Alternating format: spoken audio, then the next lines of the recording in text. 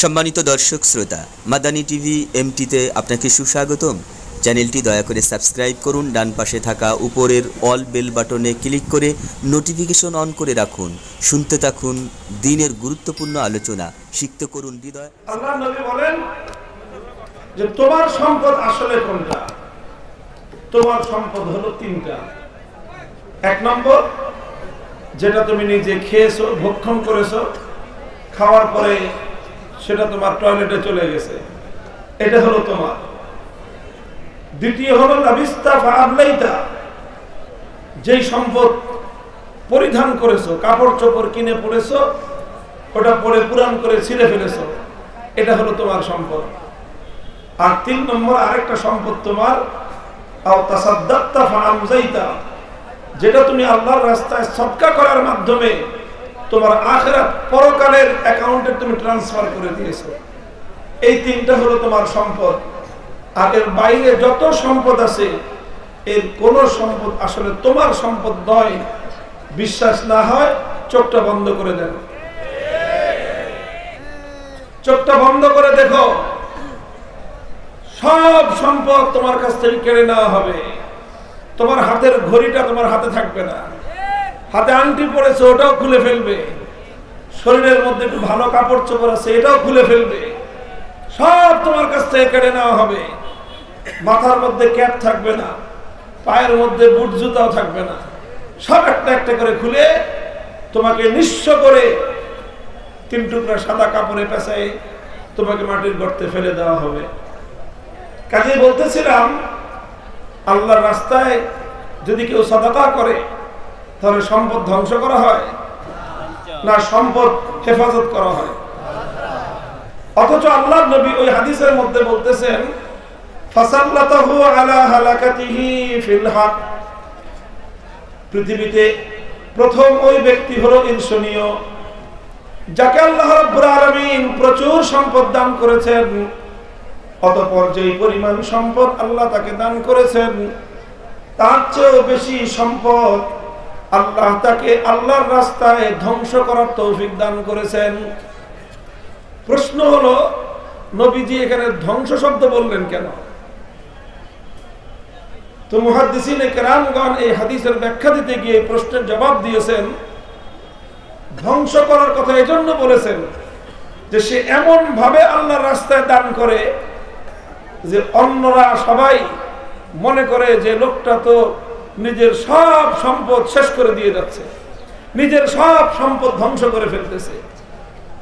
অন্য মানুষের যে মনের অনুভূতি, সেটাই আল্লাহর নবী হালাকাতুন শব্দের দ্বারা আল্লাহর পয়গম্বর সাল্লাল্লাহু আলাইহি ওয়াসাল্লাম তিনি ব্যাখ্যা করেছেন। অর্থাৎ কেউ এসেছে, একজন অভাবী লোক 2000 টাকা চায়, সে বলে আরে 5000 টাকা দিয়ে দাও। আরেকজন আসছে, তার দরকার 3000, আরে 6000 টাকা দিয়ে দাও। অর্থাৎ যেখানেই আল্লাহর রাস্তায় সাদাকা করার সুযোগ সে পায়, দেদার সে খরচ করতে থাকে। খরচ করার সময় সেই চিন্তাও করে না যে এইভাবে যদি আমি সম্পদ খরচ করতে থাকি শেষে আমার কতটুকু থাকবে, এইভাবে সে চিন্তা করে না। তাহলে পৃথিবীতে এক হলো এই যে সম্পদ আল্লাহর রাস্তায় দান করতে পারা, এই দেখে যদি কেউ আফসোস করে যে আমার যদি সম্পদ হতো তাহলে আমিও তার মতো দান করতে পারতাম, দান করতাম, এটা হলো পৃথিবীতে একটা ঈর্ষণীয় জিনিস। আর এমনিতে যার অনেক সম্পদ আছে কিন্তু আল্লাহর রাস্তায় দান করে না, এই সম্পদ ঈর্ষণীয় সম্পদ নয়। এই সম্পদ দেখে কেউ আফসোস করা ঠিক নয় যে আল্লাহ তাকে এত সম্পদ দিয়েছেন, আমাকে কেন সম্পদ দিলেন না। এটা ঈর্ষা করাটা কোনোভাবেই কোনো মানুষের জন্য এটা ঈর্ষণীয় কোনো বৈশিষ্ট্য নয়। 2 নম্বর, আল্লাহর নবী বলেছেন আরেকটা ঈর্ষণীয় বিষয় হলো, ওয়ারাজুলুন আতাহুল্লাহুল কিতাবা ফাহুয়া ইয়াকুমু বিহি আনা আল-লাইলি ওয়া আনা আন-নাহার, আরেক ওই ব্যক্তি যাকে আল্লাহ রাব্বুল আলামিন কোরআনে পাক শিখবার তৌফিক দান করেছেন। কোরআন শেখার পর সে কি করে? রাত দিন বিভিন্ন সময় আল্লাহর দরবারে দাঁড়িয়ে, জায়নামাজে দাঁড়িয়ে লম্বা লম্বা নামাজ সে পড়তে থাকে। তাকে দেখে হে দুনিয়াদাররা তোমাদের কলিজা পড়া উচিত যে তুমি 2 রাকাত নামাজ কোনোদিন 10 মিনিটের বেশি পড়তে পারো নাই, আর একটা ছোট বাচ্চা সে 2 রাকাত নামাজ পড়তেছে 1 ঘন্টা ধরে। তোমার আফসোস হওয়া উচিত, নিজের চুল নিজের টেনে ছেঁড়া উচিত যে কই আমি তো কোনোদিন 2 রাকাত নামাজ 1 ঘন্টা লাগায় পড়তে পারলাম না। তুমি পড়বা কেমনে? কারণ তুমি নামাজ শুরু করলে তুমি পারো যে 2 সূরা ও 2 সূরা পড়তে 3 মিনিটে শেষ, তোমার নামাজ লম্বা হবে কেমনে? আর এই ছেলে যখন নামাজ পড়া শুরু করে ও তো 1 রাকাতে সূরা বাকারা পড়ে, সূরা বাকারা পড়তে ওর লাগে 1 ঘন্টা, আর 1 রাকাতে সূরা আলে ইমরান পড়ে, ওটাতে লাগে অর্পণে 1 ঘন্টা, তো 2 রাকাত নামাজে ওর যায় 2 ঘন্টা। তো 2 ঘন্টা লাগে 2 রাকাত নামাজ পড়তে পারে, আর তুমি নামাজ শেষ করলে 5 মিনিটে শেষ। তোমার আফসোস হওয়া উচিত, দুঃখ হওয়া উচিত যে আমি দুনিয়াতে এত কিছু পারি কিন্তু 1 ঘন্টা লাগায় 2 রাকাত নামাজ পড়তে পারি না।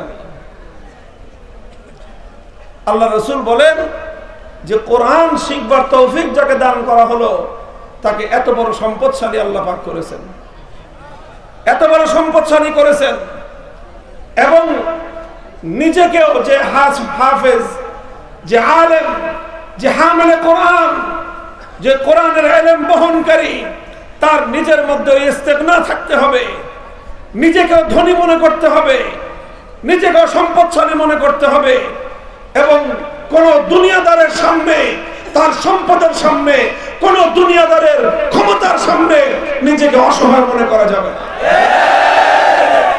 মনে করতে হবে আমার কাছে কোরআন আছে, আমার কাছে আসমানি ওহীর ইলম আছে, আমি হলাম সবচেয়ে সম্পদশালী, সুতরাং অন্য কাউকে, অন্য কারো সামনে মাথা নত করা অন্তত আমার শোভা পায় না।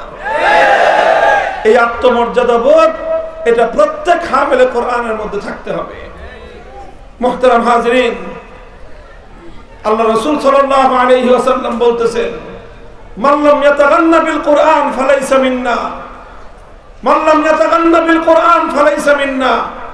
যে ব্যক্তি কোরআনের ইলম হাসিল করলো, কোরআনকে সে ধারণ করলো, অতঃপর সে নিজের চেয়ে আরেকজনকে বড় মনে করলো, নিজের চেয়ে আরেকজনকে বেশি ধনী মনে করলো, আরেকজনকে বেশি সম্পদশালী মনে করলো, তাহলে সে আল্লাহর কোরআনের ইলমকে সে অপমান করলো, আল্লাহর কোরআনের ইলমকে সে লাঞ্ছিত করলো।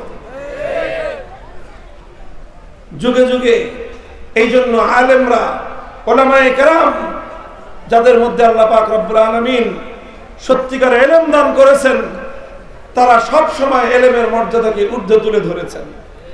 যাদেরকে আল্লাহ কোরআনের জ্ঞান দান করেছেন, তারা সর্বদাই আল্লাহর কোরআন এবং নবীর সুন্নাহর ওহী ভিত্তিক এই ইলমের মর্যাদাকে সমুন্নত করেছেন।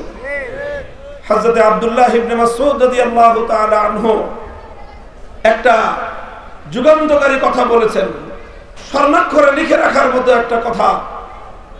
আব্দুল্লাহ ইবনে মাসউদ বলেন, লাউ আন্না আহলাল ইলমি সানুল ইলমা ওয়া ওয়াযাউহু ইনদা আহলিহি লাসাদু বিহি আহলা জামানিহিম। লাউ আন্না আহলাল ইলমি সানুল ইলমা ওয়া ওয়াযাউ বিহি ওয়া ওয়াযাউহু ইনদা আহলিহি লাসাদু বিহি আহলা জামানিহিম ওয়ালাকিন বাযালুহু লি আহলিদ দুনিয়া লিয়ানালু মিন দুনিয়াহুম ফাহানু আলাইহিম।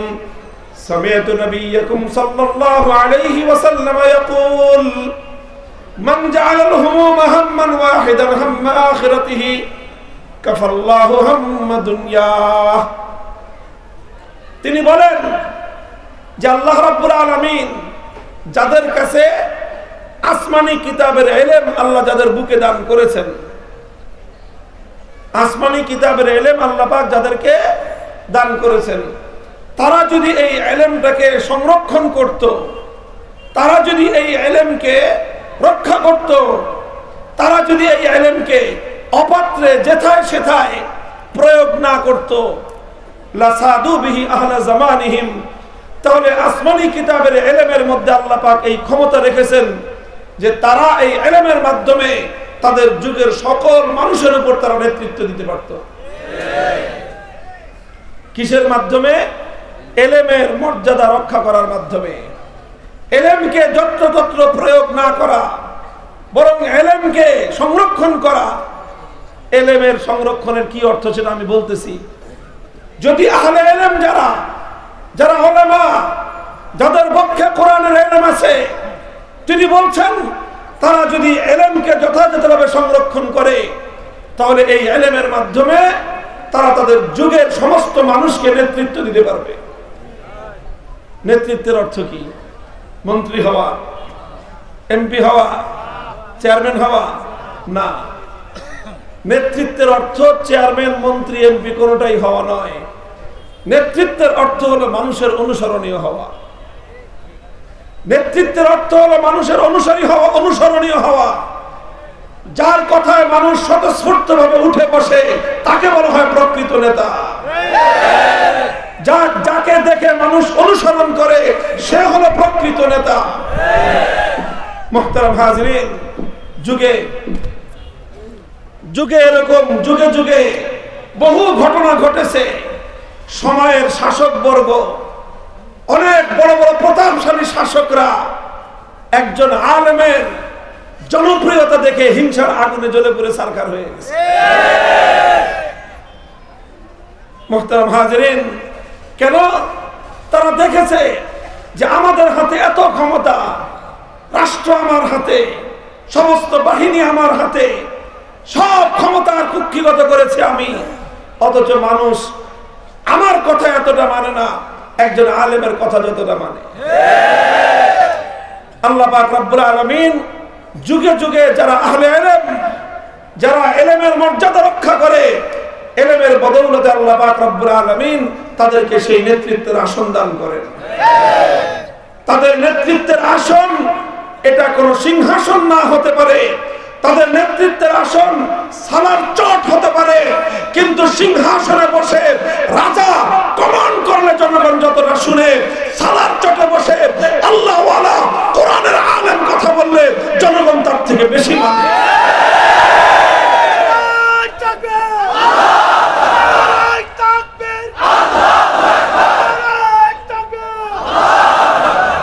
এটা হলো ইলমের মাধ্যমে আল্লাহ পাক রব্বুল আলামিন নেতৃত্ব দিবেন, এটা হলো তার দৃষ্টান্ত।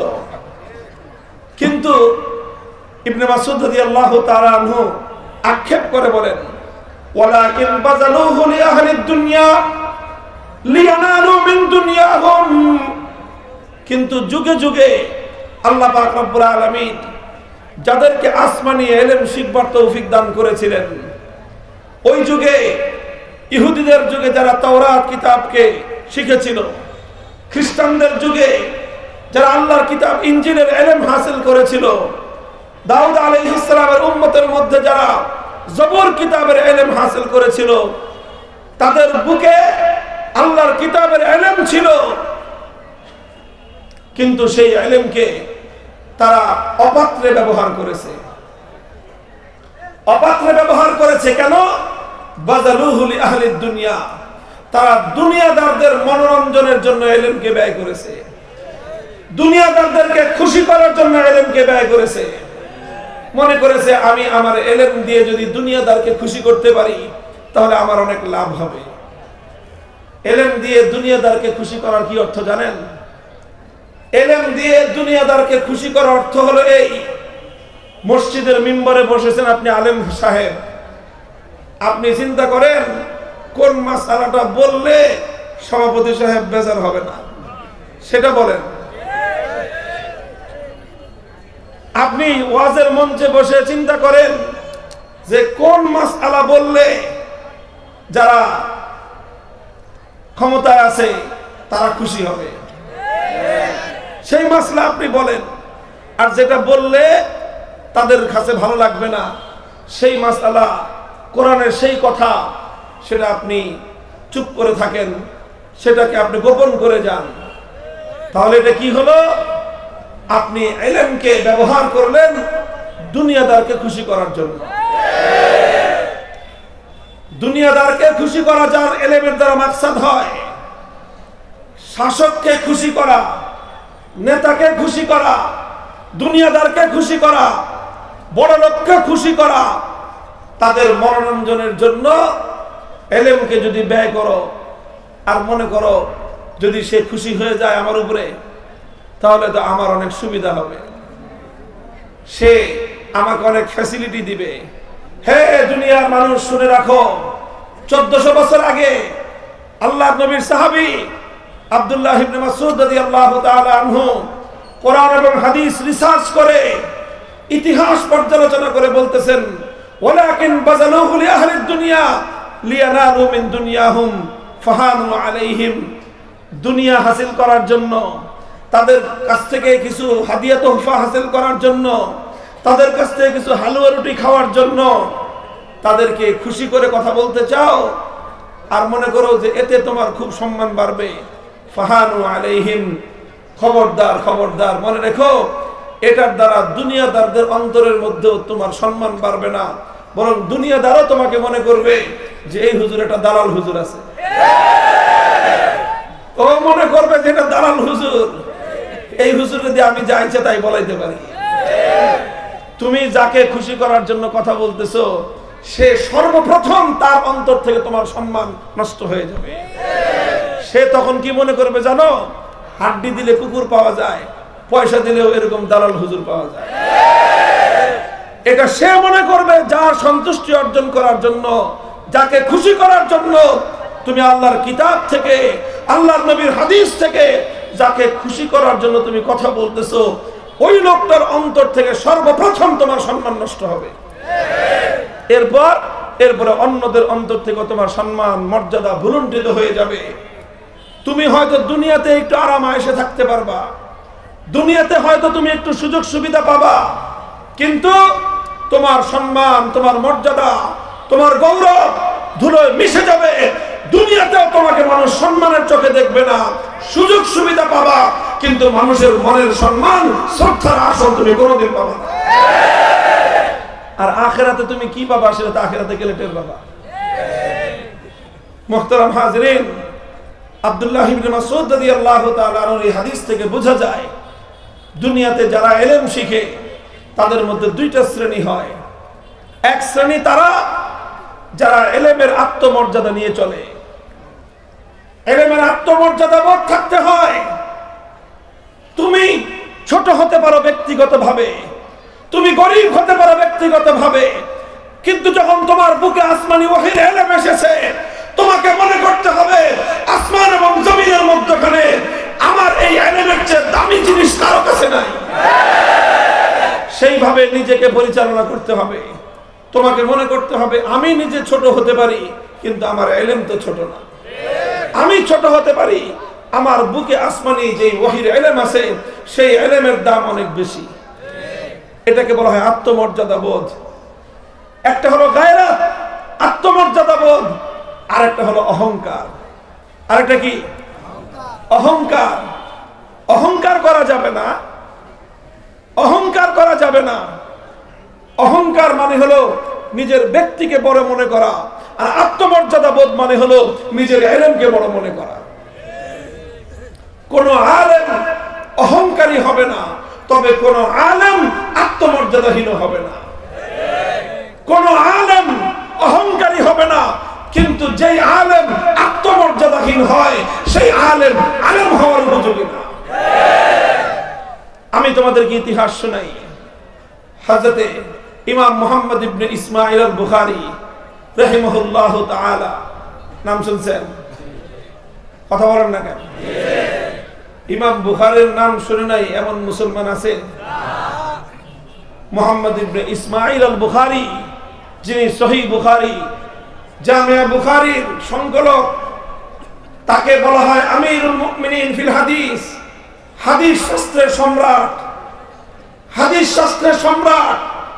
পৃথিবীর ইতিহাসে ওনার এই উপাধি, হাদিস জগতের সম্রাট তিনি। তো সেই ইমাম মুহাম্মদ ইবনে ইসমাঈল আল বুখারী, তিনি যখন তার এই জগৎ বিখ্যাত কিতাব সহিহ বুখারী যখন সংকলন করলেন, সারা দুনিয়াতে সুনাম ছড়িয়ে পড়ল। দুনিয়ার বিভিন্ন প্রান্ত থেকে বড় বড় মুহাদ্দিসগণ ছুটে আসতে থাকলো ওনার কাছে, ওনার কাছ থেকে হাদিসের কিতাব শেখার জন্য। এত বড় বড় মজমা হতো, ইমাম বুখারী সরাসরি ওনার কাছ থেকে 90,000 ছাত্র বুখারী শরীফ পড়তো। চিন্তা করতে পারেন মজমাটা কত বড় হইতো, কত বড় মজমা হইতো। 90,000 মানুষ। এটাই আমাদের এই সমাবেশের মতো না যে লাখে লাখে সৈন্য মরে কাতারে কাতার গনিয়া দেখলাম 3,500। ওই লাখ লাখ না, ইমাম বুখারীর কাছে 90,000 আক্ষরিক অর্থেই যে একটা 100টা একে 100, তারপরে 10টা 100তে 1000, তারপরে 100টা 1000-এ 1 লক্ষ, সেই রকম 90টা হাজার ছাত্র কারা? যেন তেন ছাত্ররা। এর মধ্যে পৃথিবীর বিভিন্ন অঞ্চলের বড় বড় আলেম, বড় বড় মুহাদ্দিস, হাদিস শাস্ত্রের এক একজন উস্তাদ, তারা এসে ইমাম বুখারীর কাছে ওনার কিতাব পড়তো। এইটা যখন চতুর্দিকে এই সুনাম সুখ্যাতি ছড়িয়ে পড়লো, তো ইমাম বুখারী যে শহরে থাকতেন সেই শহরের যে গভর্নর, শাসক, ওয়ালি খালিদ ইবনে মুহাম্মদ আজ-জুহালি, ওই বেটা মনে করলো যে আমার শহরে এত বড় একজন হুজুর থাকে, সারা দুনিয়ার মানুষ তার কাছে এসে পড়ে, তার কাছ থেকে তার কিতাব পড়তেছে, তো তার মনের মধ্যে একটা ইচ্ছা জাগলো যে আমিও তার কাছ থেকে কিতাবটা পড়ি। তো সেই শাসক গভর্নর মানে কি? গভর্নর মানে হলো সেই যুগে মুসলিম শাসন আমলে একটা এলাকার সর্বোচ্চ প্রশাসনিক ক্ষমতা যার হাতে থাকতো, খলিফার পরেই হলো গভর্নর। তো সেই গভর্নর ইমাম বুখারীর কাছে বার্তা পাঠাইল একজন লোককে দিয়ে। কি বার্তা? যে তোমার উপরে খুব খুশি হয়েছেন, আপনার নাম শুনে আপনার শাসক তিনি আপনার কাছে খবর পাঠিয়েছেন যে শাসক এই কিতাবটা পড়তে চান। আপনি আগামীকাল থেকে শাসকের শাহী মহলে গিয়ে তাকে পড়ায় আসবেন। আপনি শাহী মহলে যাবেন, তিনি আপনার কাছ থেকে কিতাব পড়বে। এক বর্ণনা এভাবেই যে শাসক নিজে পড়তে চেয়েছেন, আরেক বর্ণনা হলো শাসকের ছেলেরা, 2 ছেলে ইমাম বুখারীর কাছ থেকে এই কিতাব পড়তে চেয়েছেন। আর এই জন্য শাসক ইমাম বুখারীকে কি করছেন? তলব করেছেন যে আপনি শাহী মহলে গিয়ে, বাদশার বাড়িতে গিয়ে, গভর্নর বাড়িতে গিয়ে তার ছেলেকে অথবা তাকে এই কিতাব পড়ায় আসবেন। কি বলেন? আমরা হলে তো মনে করতাম আলহামদুলিল্লাহ, কত বড় সম্মান, শাসক নিজে আমাকে ডাকছে, মন্ত্রী সাহেব নিজে আমাকে বাড়িতে খবর দিয়েছে, এমপি সাহেব আমাকে নিজে তলব করেছে, ওসি সাহেব আমাকে নিজেকে বলেছে ওনার অফিসে গিয়ে ওনার সাথে দেখা করে আসতে। আমরা এটাকে আমরা গৌরব মনে করতাম, আমরা এটাকে সম্মান মনে করতাম। কথা বলেন? ইমাম বুখারী রাহমাতুল্লাহি আলাইহি কি মনে করেছিলেন?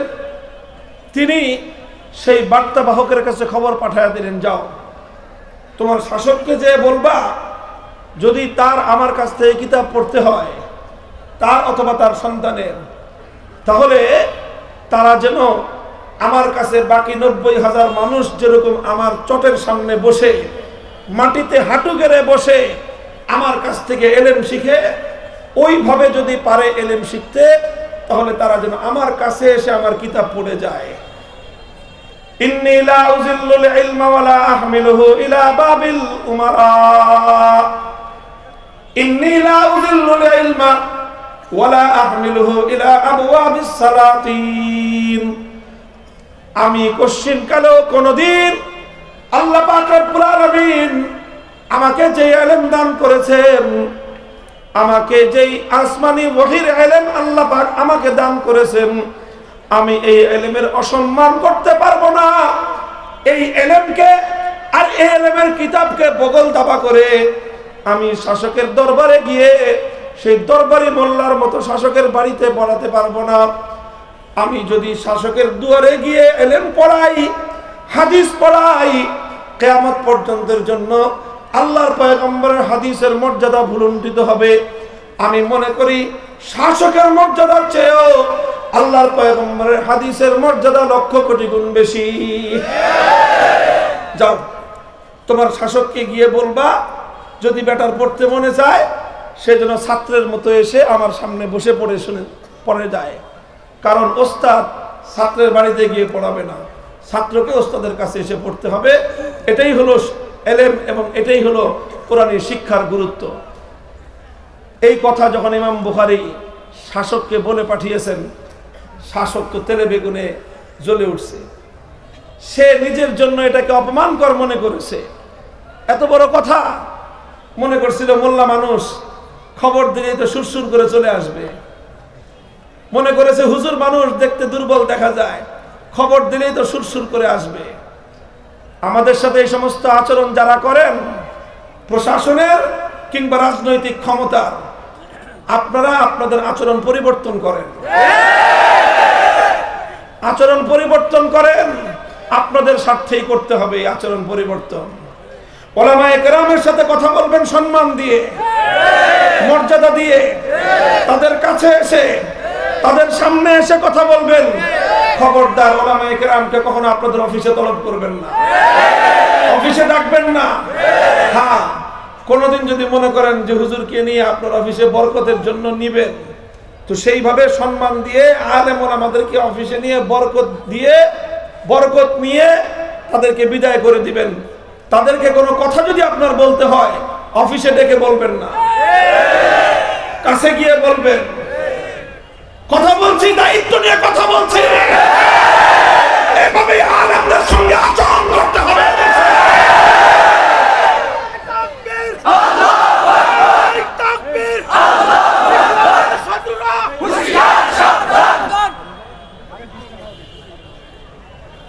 কি যে স্লোগান হবেই তো কিছু।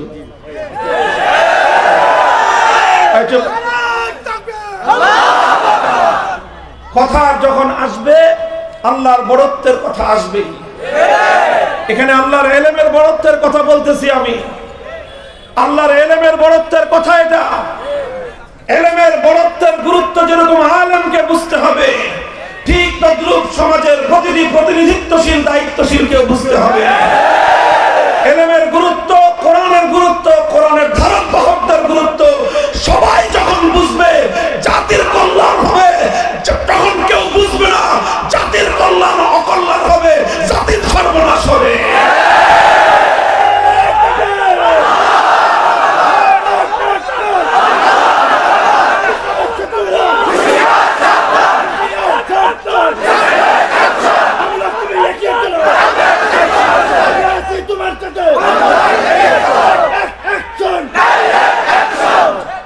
মুহতারাম হাজিরিন, সুতরাং যেই কথা ইমাম বুখারী রাহমাতুল্লাহি আলাইহি বলেছিলেন সেই যুগের শাসককে, দেখেন সেই যুগেও যেই শাসক ছিল ইমাম বুখারীর নগরে, বেঈমান ছিল। কি মনে হয় আপনাদের? বেঈমান না, ইমানদার ছিল, এবং যথেষ্ট ভালো ইমানদার ছিল। কতটা ভালো ইমানদার হলে বুখারী শরীফের মতো কিতাব পড়তে চায়, বুঝেন না? কতটা ভালো ইমানদার হলে বুখারী শরীফের মতো কিতাব পড়তে চায়? আপনার মতো দুর্বল ইমানদার। আপনারা কয়জন এখানে বুখারী শরীফ পড়ার জন্য আমাদের কাছে বা কোনো আলেমের কাছে না, শুধু আলেমকে ডাকবেন? কয়জন আছেন? আপনাদের চেয়ে, অনেক সাধারণ মানুষের চেয়ে তার ঈমান অনেক ভালো ছিল। সে তো খারাপ কিছু চায় নাই। সে কি ইমাম বুখারীর কাছে খারাপ কিছু চেয়েছে? কি চেয়েছে? আরে বুখারী শরীফ হাদিস পড়তে চেয়েছে। সে হাদিস পড়তে যাওয়াটা কি খারাপ কোনো কাজ? অনেক ভালো কাজ। তার ওটার মধ্যে তো কোনো সমস্যা ছিল না। তার সমস্যা ছিল এক জায়গায়, মাথার মধ্যে পোকা একটা ছিল। পোকাটা কি ছিল? সে নিজেকে সময়ের আলেমের চেয়ে বড় মনে করেছিল। এই পোকা তার ছিল, এটা ছিল তার সমস্যা। ইমাম বুখারী রাহমাতুল্লাহি আলাইহি তার ওই সমস্যার সমাধান করে দিয়েছেন। বলছেন তাকে গিয়ে বলে দিও, ইমাম বুখারী সে এলেমকে তোমার দরবারে নিয়ে টিউটরি করার হুজুর না। তার যদি পড়তে হয় আমার কাছে এসে পড়ে যেতে বলো। এরপরের ইতিহাস হলো, শাসক মানুষের তো ঘাট তেরা থাকে। সে আত্মমর্যাদায় তার অহংকারে লেগেছে। সে মনে করলো যে হুজুর আমাকে অপমান করেছে। এখন হুজুর অপমান করেছে মনে করলো, এখন হুজুরের পিছনে লাগছে। এখন শাসক, তার কাছে ক্ষমতা, গোটা শহরের রাজ্যের ক্ষমতা। সে যদি একজন আলেমকে উৎপাত করতে চায়, উৎপাতের সিস্টেমের কোনো অভাব আছে? কত রকম সিস্টেম, কত রকম পদ্ধতি আছে তাদের কাছে। আমাদের দেশে বলে যে আকাশের যত তারা পুলিশের তত ধারা। অর্থাৎ আপনাকে যদি ধরতে চায়, আইন তো আর আপনি জানেন না, সিস্টেম তো আপনি জানেন না, ধরতে চাইলে বহুভাবে আপনাকে ধরতে পারবে, আর ছাড়তে চাইলে বহুভাবেই ছাড়তে পারবে।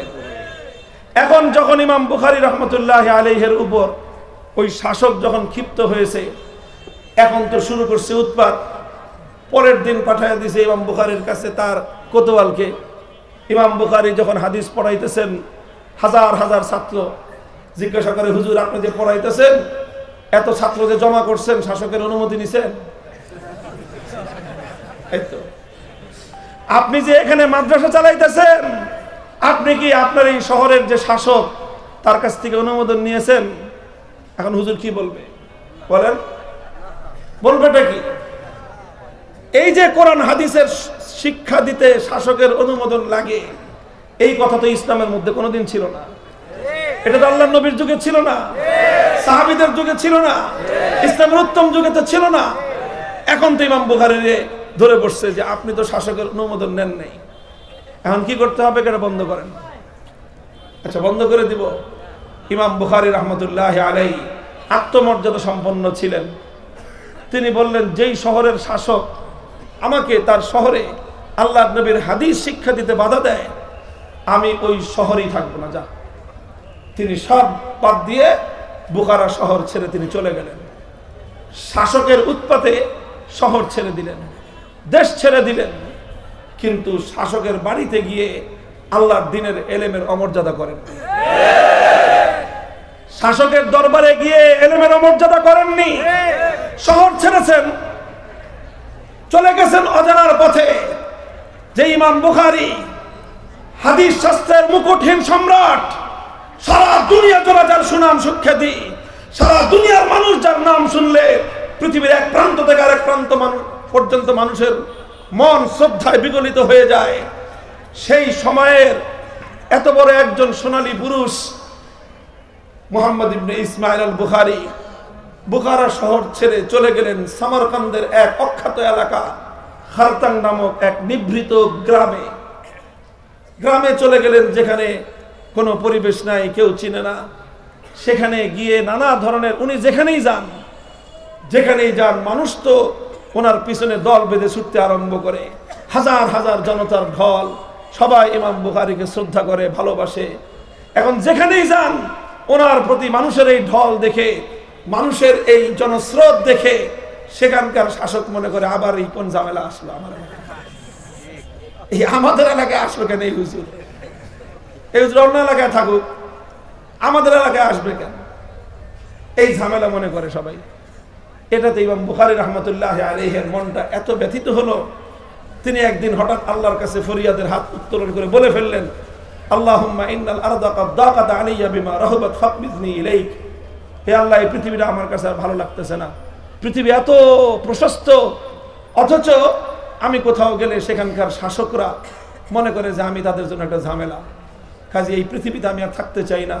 মাবুদ, আমাকে তোমার কাছে তুমি তুলে নিয়ে যাও। ওই দিন রাতের বেলায় আল্লাহ পাক রব্বুল আলামিন ইমাম বুখারীকে জমিন থেকে তুলে নিয়ে গেছেন। ওনার কবর বুখারায় নয়, ওনার কবর পৃথিবীর কোন নামি দামি শহরে না। ইমাম বুখারী রহমতুল্লাহ আলাইহির মতো ইসলামী ইতিহাসের এক উজ্জ্বল নক্ষত্র, একজন সম্রাট, তার কবর অখ্যাত এক গ্রাম খারতাং নামক সেই গ্রামে। মুহতারাম হাজিরিন, এখনো পর্যন্ত পৃথিবীর বিভিন্ন প্রান্ত থেকে ইমাম বুখারী রহমতুল্লাহ আলাইহির নামের উপর যারা ওনাকে শ্রদ্ধা করে, ভালোবাসে, হাজার বছর পরেও সারা দুনিয়া থেকে মানুষ যায় ওনার কবর জিয়ারত করতে, ওনার কবরের পাশে দাঁড়িয়ে ওনার জন্য দোয়া করে, ওনার জন্য আল্লাহ পাক রব্বুল আলামিনের কাছে মাগফিরাতের দোয়া করে, মর্যাদা বুলন্দির দোয়া করে। ইমাম বুখারী বুখারা শহর ছেড়ে দিয়েছেন, এতে ইমাম বুখারী বঞ্চিত হননি, বরং বুখারা নগর বঞ্চিত হয়েছে। উনি বঞ্চিত হননি, বরং শহর বঞ্চিত হয়েছে, দেশ বঞ্চিত হয়েছে, যে এইরকম একজন মানুষকে তোমরা তোমাদের বক্ষে ধারণ করে রাখতে পারো না। আর কিয়ামত পর্যন্তের জন্য এই ইতিহাস মানুষ জানে মানুষ যখন দেখে যে ওনার জন্ম বুখারায়, ওনার মৃত্যু সামারকান্দের খারতাঙে, তো প্রশ্ন জাগে এই লোকটা জন্ম নিল ওই এলাকায়, কবর এখানে কেন? প্রশ্ন আসে কিনা? প্রশ্নের জবাব কি? কেন উনি নিজের এলাকায় ওনার কবর নাই, অন্য এলাকায় কবর? কারণটা কি? কারণ ওনার সময়ের শাসক ওনাকে উৎপাত করেছিল, জুলুম করেছিল। সেই জুলুমের সাক্ষী হয়ে কিয়ামত পর্যন্ত ওনার কবরটা ওই খারতাং গ্রামে টিকে আছে। এতে ওই শাসকের জন্য মানুষ প্রাণ খুলে দোয়া করে না? হ্যাঁ, এই যে আমি যে বলতেছি শাসকের কাহিনী, আমি তো তার কম প্রশংসা করলাম না আপনাদের কাছে। আপনাদের সবার থেকে ভালো ইমানদার বললাম তারে, এরপরেও কি তার প্রতি আপনাদের মনের মধ্যে বিশাল শ্রদ্ধা, একটা ঘৃণা, একটা বিরক্তি যে কত বড় বদতমিজ! সময়ের ইমাম বুখারীর মতো মানুষকে তুমি মর্যাদা দিতে পারো নাই। তুমি ইমাম বুখারীকে মর্যাদা দিতে পারো নাই, এতে ইমাম বুখারীর কোনো ক্ষতি হয় নাই, তুমি তোমার নিজের কপাল পুড়িয়ে ছাই করে দিয়েছো। মুহতারাম হাজিরিন, কথা আমরা তো খুব বেশি বলতে চাই না, আমরা কথা অনেক সংযতভাবেই বলি, আমরা অনেক সংযতভাবেই কথা বলি। দেশ, জাতি, রাষ্ট্রের প্রতি সর্বোচ্চ দায়িত্বশীলতা আমরা অনুভব করি।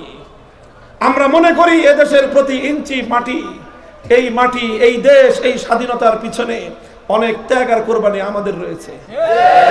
তোমাদের এত ত্যাগ আর কোরবানি নাই যেটা আমাদের আছে। এমনিতে বলতেছি না, ইতিহাসের পাতা পাতা পড়ে পড়ে তারপরে বলতেছি।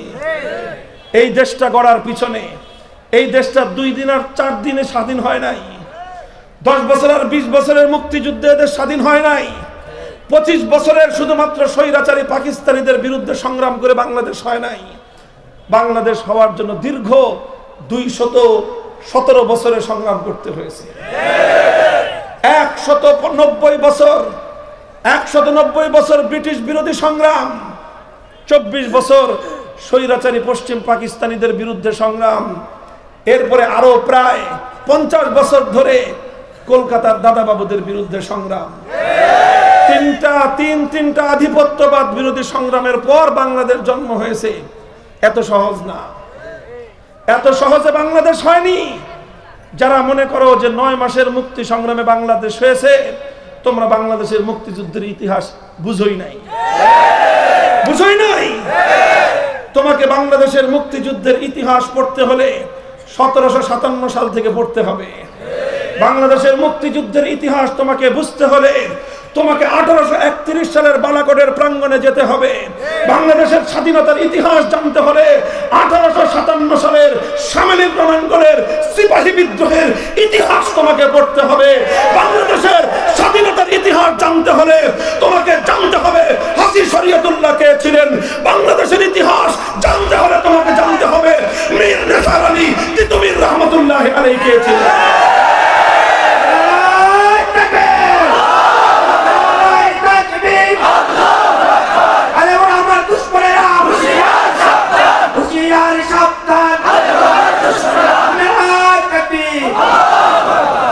এদেশের স্বাধীনতার ইতিহাস জানতে হলে তোমাকে জানতে হবে 1905 সালে কিভাবে বঙ্গভঙ্গ হয়েছিল, কিভাবে পশ্চিমবঙ্গের উগ্রবাদী রবীন্দ্রনাথ ঠাকুরের নেতৃত্বে আমার বাংলাদেশের বিরুদ্ধে কিভাবে সাম্প্রদায়িক উস্কানি দেওয়া হয়েছিল,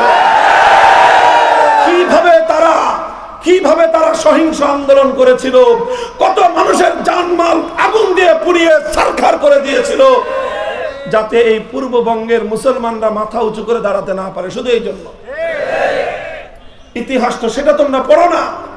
আংশিক ইতিহাস পড়ে প্রকৃত দেশপ্রেমিক হওয়া যায় না। তোমাকে বাংলাদেশ জানতে হলে তিনটি আধিপত্যবাদ বিরোধী সংগ্রামের ইতিহাস তোমাকে আদ্যপান্ত অধ্যয়ন করতে হবে। ব্রিটিশ বিরোধী 190 বছরের ইতিহাস যদি তুমি পড়ো, তাহলে সেই 190 বছরের ইতিহাসের পাতাগুলো দেখবা লাল লাল পাতা, লাল লাল পাতা ইতিহাসের। কাদের রক্তে রঞ্জিত হয়েছিল 190 বছরের ইতিহাসের পাতা? রক্ত দিয়েছিল কারা? রক্ত অনেকেই দিয়েছিল, তবে আলেমরা যেই পরিমাণ দিয়েছিল তার 10 ভাগের 1 ভাগ অন্য কেউ দেয় নাই। দায়িত্ব নিয়ে বলছি, চ্যালেঞ্জ করে বলছি, যতগুলো সশস্ত্র যুদ্ধ হয়েছিল ব্রিটিশদের বিরুদ্ধে দেশের মাতৃভূমিকে মুক্ত এবং স্বাধীন করবার জন্য, প্রথম দুটি যুদ্ধ বালাকোটের রণাঙ্গনে সৈয়দ আহমদ শহীদ এবং তার মুরিদানরা ছিল। আমাদের এই বাংলাদেশের বিভিন্ন অঞ্চল থেকে সৈয়দ আহমদ শহীদ রহমতুল্লাহ আলাইহির ভক্ত এবং মুরিদরা সফর করে বালাকোটে গিয়ে ইংরেজদের বিরুদ্ধে লড়াই করেছিল দেশকে স্বাধীন করার জন্য। 1857 সালে সিপাহী বিদ্রোহের সময় শামিলের রণাঙ্গনে হাফেজ জামিন শহীদ রহমতুল্লাহ আলাইহি শাহাদাত বরণ করার মধ্য দিয়ে ওনারা ইতিহাসে স্বাধীনতার সংগ্রামকে আরো দূর অগ্রসর করেছিলেন।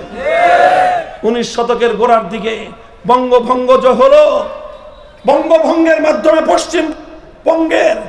পশ্চিমবঙ্গের কলকাতার দাদাবাবুদের খবরদারিকে আমরা বাইপাস করে ঢাকাকে কেন্দ্র করে পূর্ববঙ্গের এই জাতিসত্তা গড়ে তুলবার জন্য ভূমিকা পালন করেছিল নবাব স্যার সলিমুল্লাহ। ভূমিকা পালন করেছিলেন, তার সঙ্গে আলেম সমাজের একটা বড় ধরনের ভূমিকা ছিল। তারা চেয়েছিলেন যে এই জনপদের মুসলমানদের ভাগ্যের উন্নয়ন হবে, তারা মাথা উঁচু করে দাঁড়াবে, বিশ্ব দরবারে তাদের সম্মানজনক আসন হবে। তবে তার জন্য আগে কলকাতার আধিপত্য খর্ব হওয়া লাগবে। কলকাতারা যখন দেখলো যে এই তো মুসলমানরা পূর্ববঙ্গের, ওরা যদি ঢাকাকে কেন্দ্র করে ঢাকায় রাজধানী হয়ে যায়, ঢাকা বিশ্ববিদ্যালয় যদি হয়ে যায়, ওরা যদি আলাদা শিক্ষা দীক্ষা অর্জন করতে পারে, ওরা যদি আলাদা করে ওখানে ব্যবসা বাণিজ্য করতে পারে। এখন তো সব কলকাতায় আসে দোকানদারি করতে, হাট করতে, দোকানদারি যেতে করতে সব কলকাতায় যাওয়া লাগতো।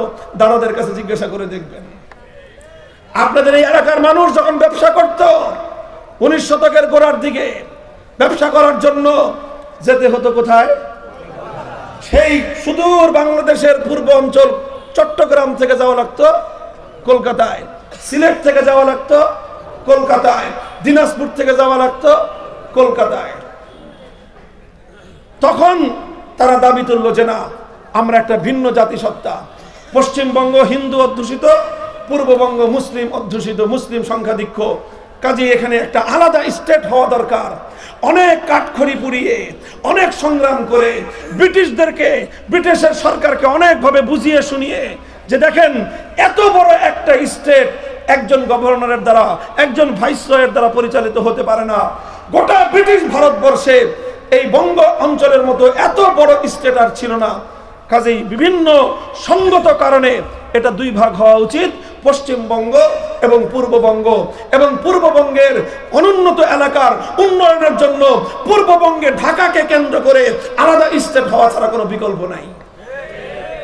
এইসব বুঝায় শোনায় বঙ্গভঙ্গ করে পশ্চিমবঙ্গ আলাদা হলো, পূর্ববঙ্গ আলাদা হলো। কলকাতার ওনারা মনে করলো যদি এইভাবে আলাদা হয়ে যায় তাহলে তো আমাদের কলকাতার ব্যবসা বাণিজ্য অর্ধেক শেষ, আমাদের ব্যবসা শেষ। ওরা আবার ঢাকা বিশ্ববিদ্যালয় করতেছে। ঢাকা বিশ্ববিদ্যালয়ে জায়গা দিয়েছে কে জানেন? নবাব স্যার সলিমুল্লাহ।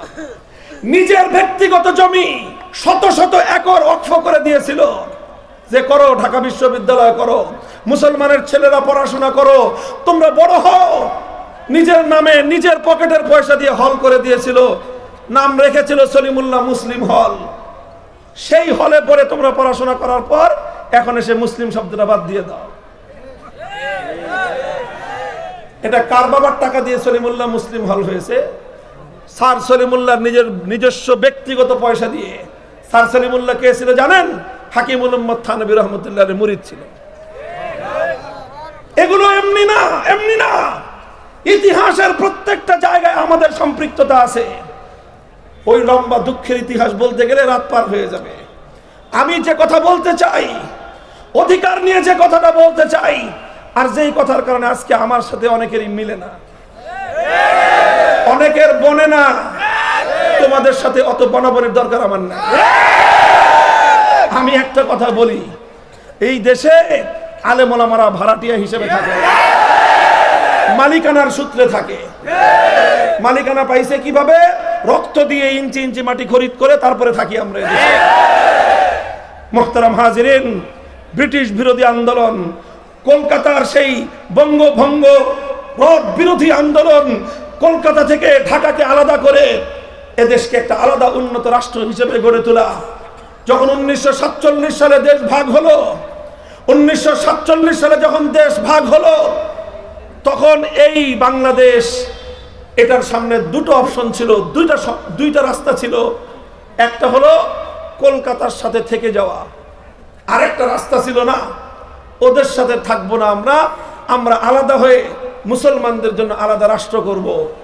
তখন আমাদের নেতা ছিলেন শেরে বাংলা একে ফজলুল হক, আমাদের নেতা ছিলেন হোসেন শহীদ সোহরাওয়ার্দী, আমাদের নেতা ছিলেন মাওলানা আব্দুল হামিদ খান ভাসানী, আমাদের নেতা ছিলেন মাওলানা আব্দুল রশিদ তর্কবাগীশ, দুইজন মিস্টার, দুইজন হুজুর। আরে কথা বুঝেন? মাওলানা আব্দুল হামিদ খান ভাসানীকে চিনেন? যা চিনেন তো শুধু রাজনীতিবিদ হিসেবে।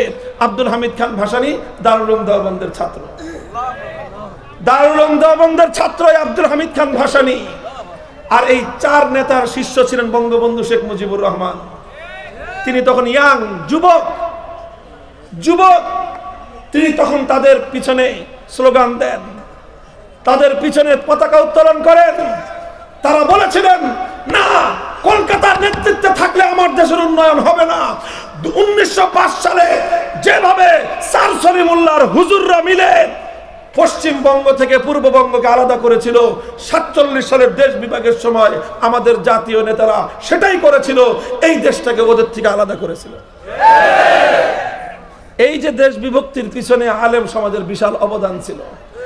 এই জন্য যারা এটাকে ওদিন দেখতে পারে নাই যে কলকাতার থেকে বাংলাদেশ আলাদা হলো কেন, হিন্দুদের খবরদারি থেকে মুসলমানরা আলাদা হলো কেন, হিন্দুদের পায়ের তল থেকে ওরা আলাদা সরে মাথা উঁচু করে কেন দাঁড়ালো, সেটা যারা ওই দিন মানতে পারে নাই, আজও তারা এদেশে হুজুররা মাথা উঁচু করে দাঁড়াক, এটা ওরা মানতে চায়, এটা ওরা মানতে পারে না। আলেম ওলামাদের বড় অবদান। এরপরে যখন পাকিস্তান হলো, 1952 সালে সর্বপ্রথম ভাষা আন্দোলন কারা করেছিল?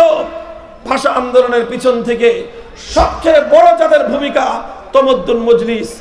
এটা এদেশের ধর্মপ্রাণ মুসলমানদের ইমানি একটা সংগঠন ছিল। তারাই 52 ভাষা আন্দোলনের সবচেয়ে বড় নেতৃত্ব দিয়েছিল। 1954 সালে যুক্ত ফ্রন্ট হয়েছিল পশ্চিম পাকিস্তানিদের বিরুদ্ধে। যুক্ত ফ্রন্ট করেছিল 4 নেতা। কয় নেতা? হোসেন শহীদ সোহরাওয়ার্দী, শেরে বাংলা ফজলুল হক, আব্দুল হামিদ খান ভাসানী, মাওলানা আথার আলী। 2জন মিস্টার, 2জন হুজুর, 2জন মিস্টার, 2জন হুজুর, 2জন আলেম, 2জন দারুল উলুম দেওবন্দের ছাত্র, 2জন মিস্টার মিলেমিশে 54 সালে যুক্ত ফ্রন্ট করে পশ্চিম পাকিস্তানিদেরকে আলটিমেটাম দেওয়া হয়েছিল।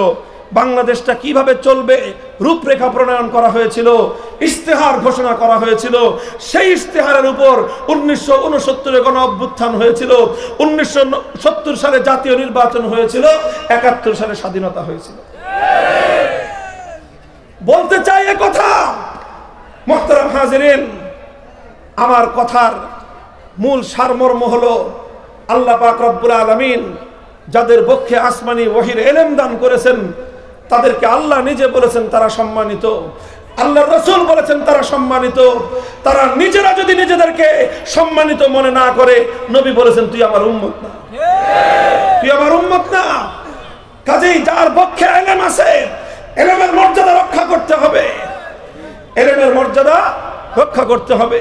যাদের পক্ষে ইলম আছে তারা 2 শ্রেণীর হয়। এক শ্রেণী যারা ইলমের মর্যাদা রক্ষা করে, কোরআনের দাবি যখন যেটা দাঁড়ায় তখন তারা সেই কথা বলে, কোরআন যেই কথা বলতে বলে তারা সেই কথা বলে, আল্লাহর নবীর হাদিস যখন যেই কথা বলতে বলে তখন তারা সেই কথা বলে। সময়ের প্রেক্ষাপটে কোরআন হাদিসের যে হক কথা বলার দরকার সেই হক কথা তারা বলে যায়, কারো রক্তচক্ষুর পরোয়া করে না।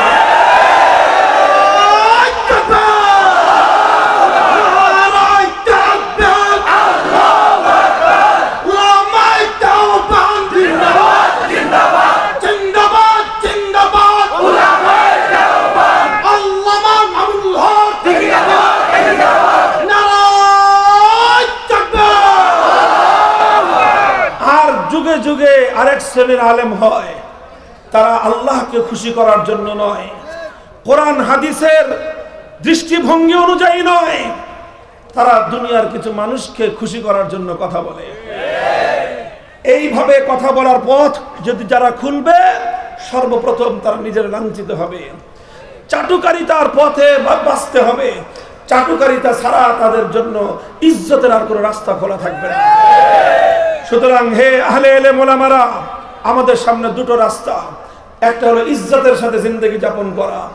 ইজ্জতের সাথে জিন্দেগি যাপন করলে তোমার দারিদ্র থাকতে পারে, অভাব থাকতে পারে, তোমার ঘর ভাঙ্গা কুড়ে ঘর হতে পারে, তোমাকে ভাঙ্গা কুড়ে ঘরে জীবন যাপন করা লাগতে পারে, কিন্তু তুমি মনে রেখো তোমাকে আল্লাহ পাক রব্বুল আলামিন ভাঙ্গা ঝুপড়ি ঘরের মধ্যে সে সম্মান দিবেন। আকাশ ছোঁয়া অট্টালিকা প্রাসাদের মালিক তোমার সেই ভাঙ্গা কুড়ে ঘরের সামনে এসে মাথা নত করতে বাধ্য হবে।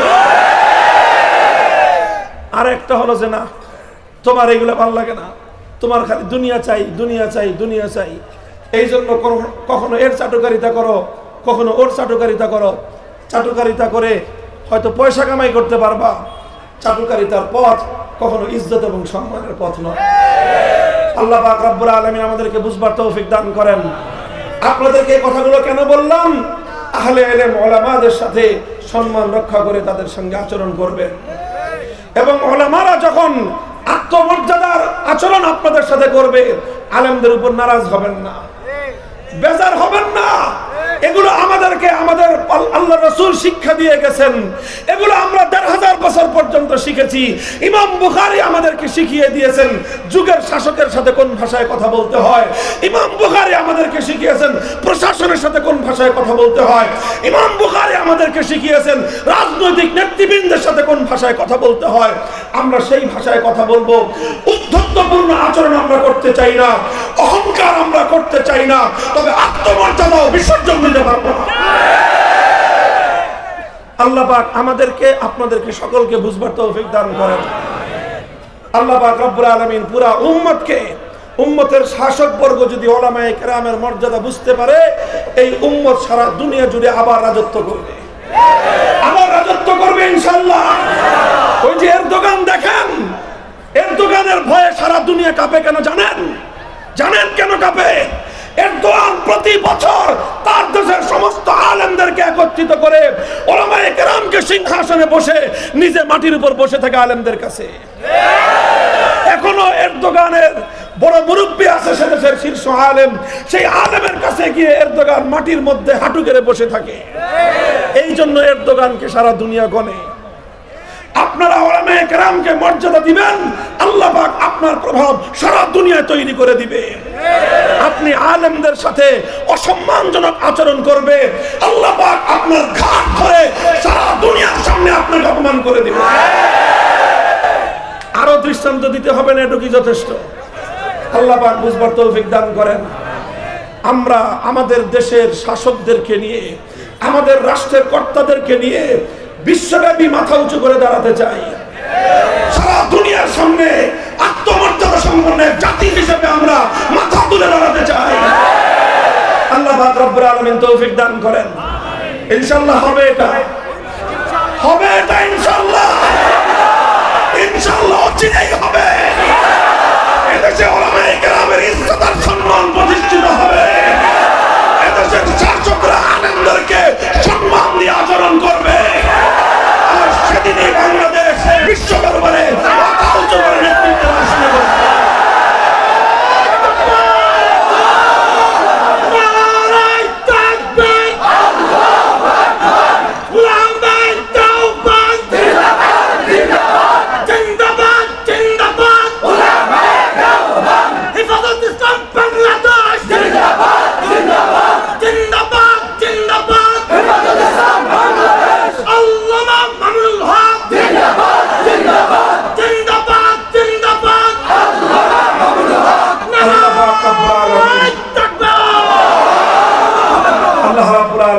সকলকে সুমতি দান করুন।